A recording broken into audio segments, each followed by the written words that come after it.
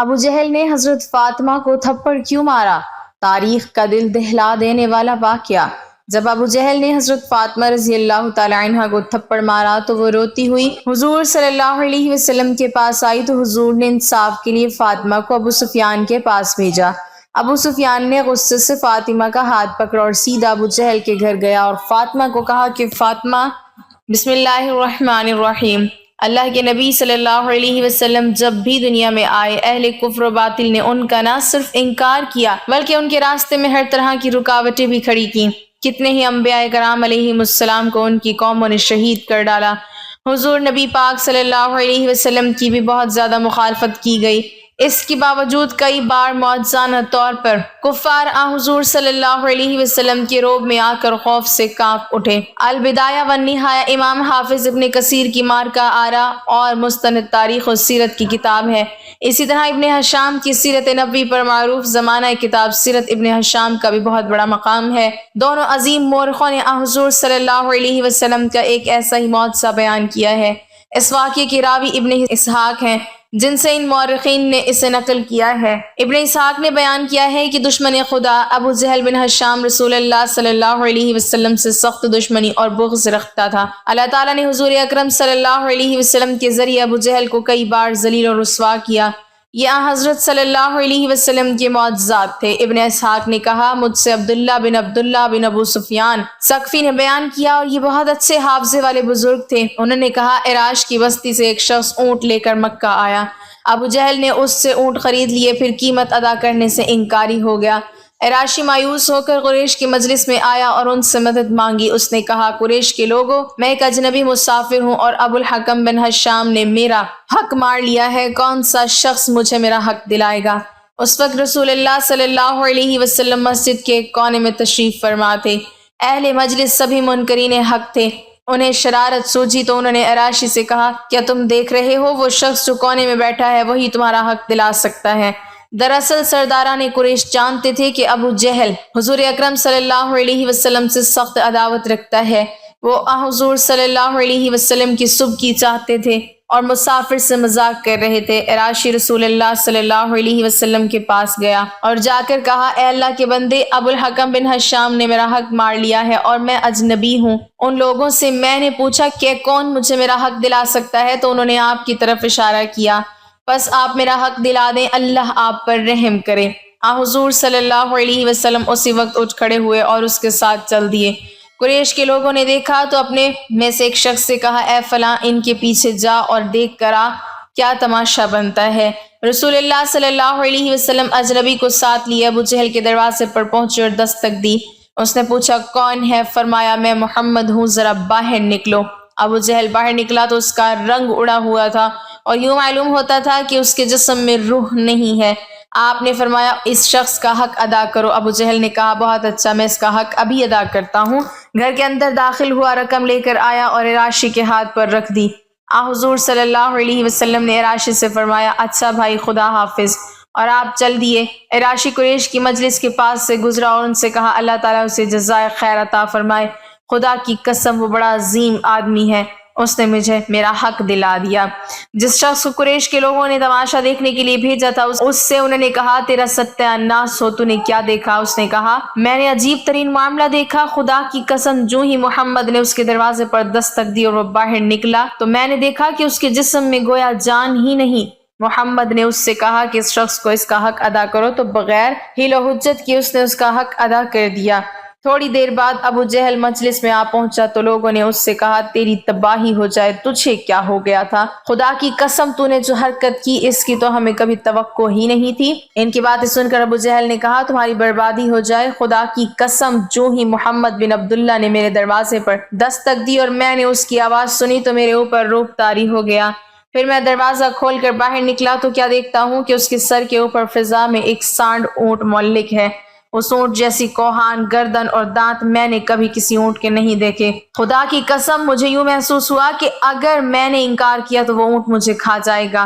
حضور صلی اللہ علیہ وسلم کا یہ عمل خلق خدا کی خدمت کی بہترین مثال اور اس کے ساتھ اخلاص و جرات کے اظہار کا بہترین نمونہ ہے۔ آپ نبوت سے قبل بھی مظلوموں اور بے کسوں کے سرپرست اور والی تھے، جبکہ نبوت ملنے کے بعد بھی آپ کا یہ عمل جاری رہا۔ آپ نے ہمیشہ اس حوالے سے بہترین کردار ادا کیا۔ صحیح بخاری میں روایت ہے کہ نبی کریم صلی اللہ علیہ وسلم فرماتے ہیں کہ فاطمہ خواتین امت کی سردار ہے۔ فاطمہ میرے جگر کا ٹکڑا ہے، جس نے اسے تنگ کیا اس نے مجھے تنگ کیا، اور جس نے مجھے تنگ کیا اس نے اللہ کو تنگ کیا، جس نے اللہ کو تنگ کیا قریب ہے کہ اللہ تعالیٰ اس کا مواخذہ کرے۔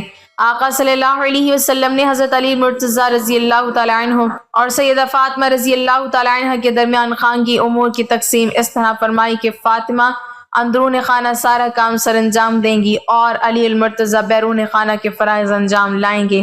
سرکار دو عالم صلی اللہ علیہ وسلم غزوہ احد میں زخمی ہوئے تو حضور صلی اللہ علیہ وسلم کے زخموں کی مرہم پٹی کا بے مثال کارنامہ سر انجام دینے والی شخصیت سیدہ فاطمہ رضی اللہ تعالی عنہ کی ہے، اور بخاری شریف میں ہے کہ سیدہ فاطمہ رضی اللہ تعالی عنہ غزوہ احد میں حضور صلی اللہ علیہ وسلم کے زخموں کو دھو رہی تھی، اور سیدنا علی المرتضیٰ رضی اللہ تعالی عنہ پانی ڈال رہے تھے۔ جب دیکھا کہ پانی ڈالنے کی وجہ سے خون بہ رہا ہے تو ایک چٹائی جلا کر اس کی راہ زخموں پر لگائی، جس سے خون بند ہو گیا۔ حضور صلی اللہ علیہ وسلم سیدہ فاطمہ رضی اللہ تعالی عنہ سے بہت محبت فرماتے۔ جب ملنے کی غرض سے تشریف لاتی تو حضور صلی اللہ علیہ وسلم ان کے استقبال کے لیے کھڑے ہو جاتے، ماتھے پر بوسہ دیتے اور اپنے ساتھ بٹھا لیتے۔ جب حضور صلی اللہ علیہ وسلم ان کے ہاں تشریف لے جاتے تو سیدہ فاطمہ رضی اللہ تعالی عنہ احتراماً کھڑی ہو جاتی، آپ صلی اللہ علیہ وسلم کے دست مبارک کو بوسہ دیتی اور اپنی نشست پر بٹھا لیتی تھی۔ سیدہ فاطمہ رضی اللہ تعالی عنہ کی عمر 29 سال تھی جب حضور صلی اللہ علیہ وسلم نے رحلت فرمائی۔ حضور صلی اللہ علیہ وسلم کو حضرت فاطمہ رضی اللہ تعالی عنہ سے بڑی محبت تھی، کیونکہ اب صرف اولاد میں وہی حیات تھی۔ حضور صلی اللہ علیہ وسلم نے وصال سے ایک دن قبل بلایا، اور جب تشریف لائیں تو آپ صلی اللہ علیہ وسلم نے ان کے کان میں باتیں کی۔ سیدہ آپ دیدہ ہوئیں، پھر بلا کر کان میں کچھ کہا تو ہنس پڑی۔ جب سیدہ سے حضرت عائشہ نے پوچھا کہ حضور صلی اللہ علیہ وسلم نے کیا فرمایا تھا تو عرض کرنے لگی کہ پہلی دفعہ آپ صلی اللہ علیہ وسلم نے فرمایا کہ میں اسی حالت میں انتقال کروں گا تو مجھے رونا آ گیا، اور دوسری دفعہ فرمایا کہ میرے خاندان میں سب سے پہلے تم ہی مجھے آ کر ملو گی تو میں ہنسنے لگی۔ ناظرین، ایک بار ابو جہل نے حضرت فاطمہ رضی اللہ تعالی عنہ کو تماشا مارا، یعنی ابو جہل نے حضرت فاطمہ رضی اللہ تعالی عنہ کو ایک زوردار تھپڑ مارا، اور آپ رضی اللہ تعالی عنہ بہت روئی اور روتے ہوئے اپنے والد کے پاس پہنچی۔ تو ناظرین، یہ واقعہ آپ سن کر حیران ہو جائیں گے۔ ناظرین، ایک بار ابو جہل اپنے دوستوں کے ساتھ راستے کے کنارے پر کھڑا ہوا تھا اور بات چیت کر رہا تھا۔ جیسے ہی اس نے دیکھا کہ محمد کی بیٹی فاطمہ آ رہی ہے، وہ اتنا بڑا ظالم تھا کہ اس بد کردار نے حضرت فاطمہ رضی اللہ تعالی عنہ کو چڑھانے کے لیے آپ کو آواز دی، اور آپ کے والد حضرت محمد صلی اللہ علیہ وسلم کے بارے میں غلط باتیں کہہ کر ہنسنے لگا اور آپ کو چڑھانے لگا۔ حضرت فاطمہ رضی اللہ تعالی عنہ کی عمر اس وقت 6 سال کی تھی، اور آپ چھوٹی سی تھی۔ اپنے والد کے لیے ایسے الفاظ آپ برداشت نہیں کر پائی اور آپ کے قدم رک گئے۔ آپ نے بنا کچھ دیکھے ہی ابو جہل سے غصے میں آ کر کہا، اوے ابو جہل، شرم کر، تو جھوٹا ہے، اللہ نے میرے باپ کو سچا بنایا ہے۔ ابو جہل جو کہ بہت ہٹا کٹا آدمی تھا، اور ایک چھوٹی سی بچی نے اس کی آنکھوں میں آنکھیں ڈال کر آج اسے اتنا سنا دیا کہ اس کا مذاق اس کے دوستوں میں بننے لگا۔ ابو جہل کو اپنی بے عزتی محسوس ہوئی تو اس ظالم نے آگے بڑھ کر چھوٹی سی سیدہ فاطمہ رضی اللہ تعالی عنہ کے گال پر ایک زوردار تھپڑ مارا۔ حضرت فاطمہ رضی اللہ تعالی عنہ چھوٹی سی تھی، اس ظالم کے اس قدر مارنے سے آپ رونے لگی اور روتی ہوئی اپنے گھر پر دوڑی چلی آئی۔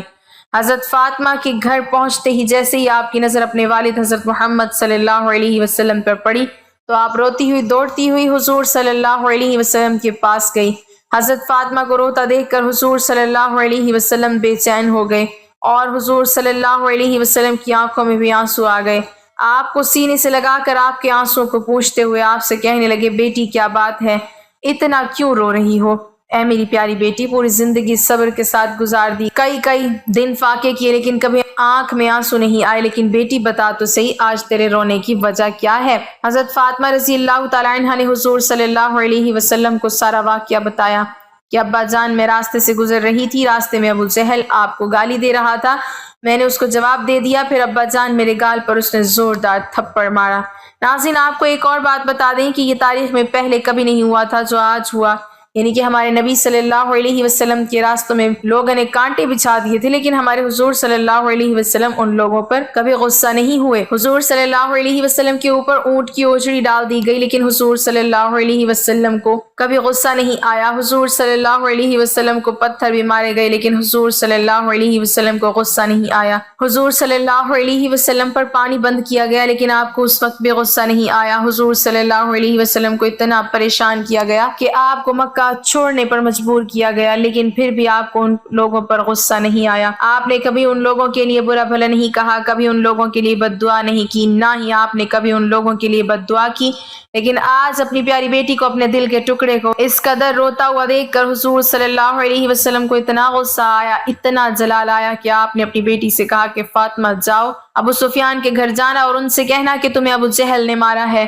ابو سفیان سے کہنا کہ وہ ابو جہل سے کہے کہ وہ فاطمہ سے معافی مانگے، ورنہ آج میں اللہ کی بارگاہ میں اپنے ہاتھوں کو اٹھا لوں گا، اور قسم خدا کی کہ اگر میں نے اپنے ہاتھوں کو اٹھا لیا تو ابو جہل کی نسلیں برباد ہو جائیں گی، اس کا نام و نشان مٹ جائے گا۔ جاؤ بیٹی ابو سفیان سے کہہ دینا۔ سیدہ فاطمہ زہرا روتی ہوئی ابو سفیان کے گھر پہنچی۔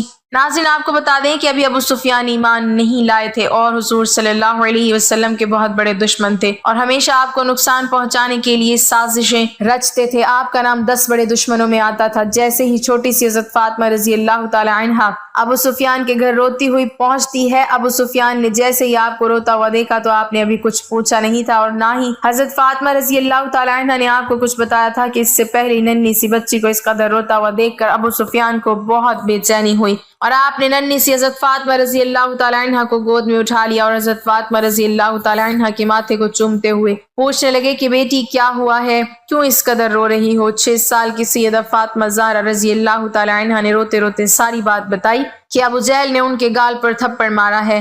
حضرت فاطمہ الزہرا کی بات سنتے ہی ابو سفیان کو اس قدر غصہ آیا کہ حضرت فاطمہ کو اپنی گود میں لیے ہوئے ہی ابو جہل کے گھر کی طرف چل دی، اور جیسے ہی اس کے گھر پہ پہنچے تو بہت تیزی سے غصے کے ساتھ دروازہ کھٹکھٹایا۔ اندر سے ابو جہل نے جیسے ہی دروازہ کھولا تو دیکھا کہ ابو سفیان کی آنکھیں غصے سے لال ہیں، اور ان کی گود میں نبی کی بیٹی فاطمہ رو رہی ہے۔ ابو جہل کے ہوش اڑ گئے، اور وہ اس سے پہلے کچھ بول پاتا کہ ابو سفیان نے ابو جہل سے کہا کہ ابو جہل تجھے شرم نہیں آئی اس ننھی سی بچی پر ہاتھ اٹھاتے ہوئے؟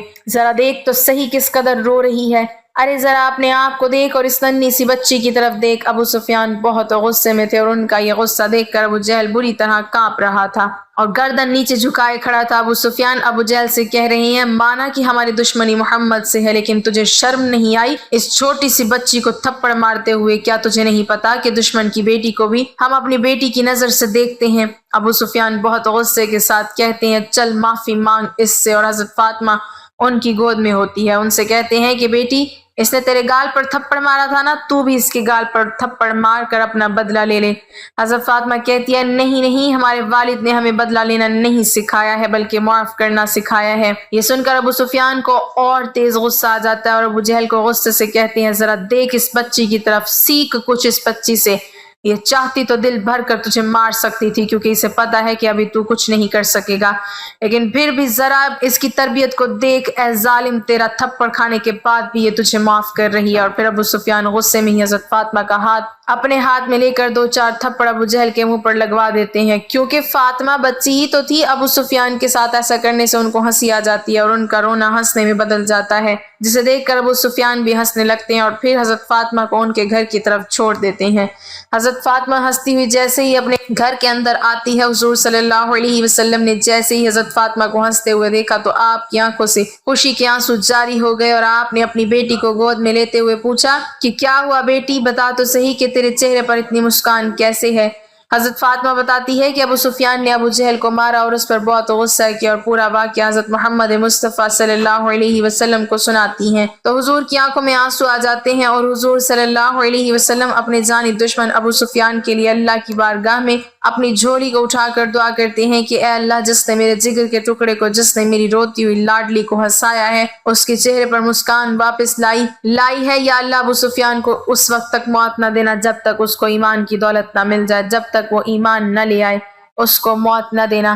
ناظرین، حضور صلی اللہ علیہ وسلم کے 10 بڑے جانی دشمنوں میں حضرت ابو سفیان کا نام بھی آتا ہے، لیکن اللہ کے رسول صلی اللہ علیہ وسلم کی دعا سے اللہ نے ان کو ایمان کی دولت سے نوازا، اور وہ کلمہ پڑھ کر مسلمان ہو گئے۔